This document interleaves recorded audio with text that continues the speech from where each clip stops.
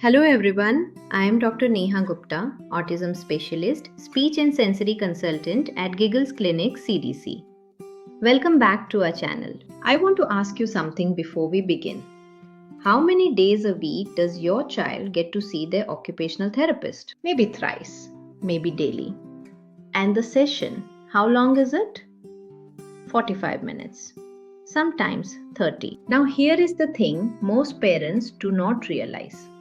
Your child's nervous system needs regulation every single day. And maybe one time is not sufficient. In this video, I am going to show you how to give your child that regulation at home.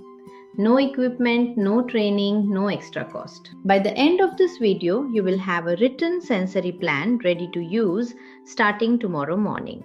So watch till the end. First, what is a sensory diet? When I say sensory diet in clinic, most parents think I'm talking about food. No.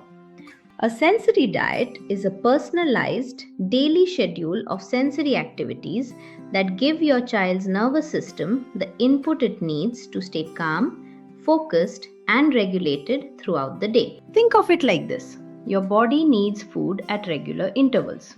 Breakfast, lunch, dinner. If you skip meals, your blood sugar drops, you feel irritable, you cannot concentrate. Your child's nervous system is exactly the same. Without regular sensory input, the system either goes into overdrive, which we see as hyperactivity, aggression, and mentums, or it shuts down completely, which we see as a child who zones out and stops responding. The sensory diet prevents both of these. This is proactive parenting. And it works. Before you build your child's sensory diet, you need to know one thing. Is your child a sensory seeker or a sensory avoider? A sensory seeker is always moving, running, jumping, crashing into furniture, touching everything, making loud sounds, spinning. Your relatives probably say, "Itna naughty kyun hai?" Their nervous system is under-responding. It is not getting enough input from the world, so the child takes more and more. A sensory avoider is the opposite. The child who cannot wear certain clothes because the texture is unbearable, who refuses new foods because the texture is genuinely painful, who covers their ears at normal sounds, who melts down at a birthday party while everyone else is fine. Their nervous system is over-responding. Even normal input feels like too much. Many of our children are both, seekers in some senses, avoiders in others. Write in the comments, seeker, avoider, or both. I want to know. Now, let us build the sensory diet. Starting with the morning. So many families I work with. The school morning is a complete battle. Getting the child up, dressed, eating breakfast, shoes on, bag packed, all before 8 a.m. with a child who is already dysregulated before the day has even started. The solution is 5 to 7 minutes of heavy work before any other demand is made. Heavy work means any activity that pushes or pulls against the muscles and joints. 3 activities. 0 equipment, 0 training. Activity 1. Wall push-ups. Hands flat on the wall at shoulder height. Push firmly, hold 2 seconds, release 10 times.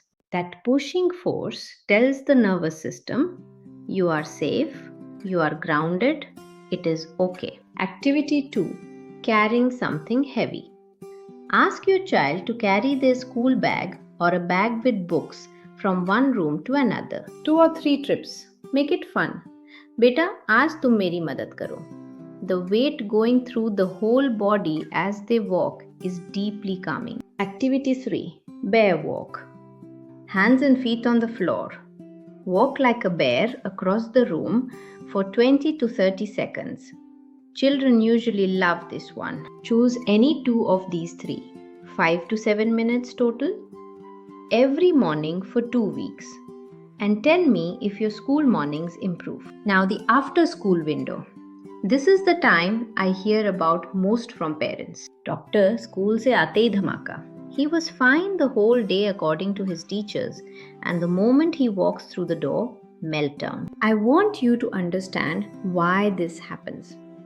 School is an enormous sensory and emotional challenge for our children. Noise, crowds, unpredictability, social demands, sitting still, following instructions for 8 hours.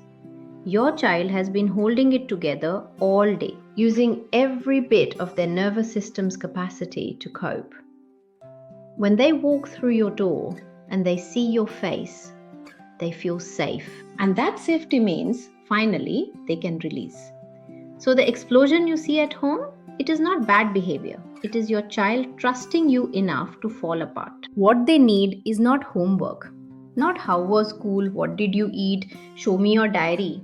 They need a decompression window. 20 minutes of calming sensory input before any demand is made.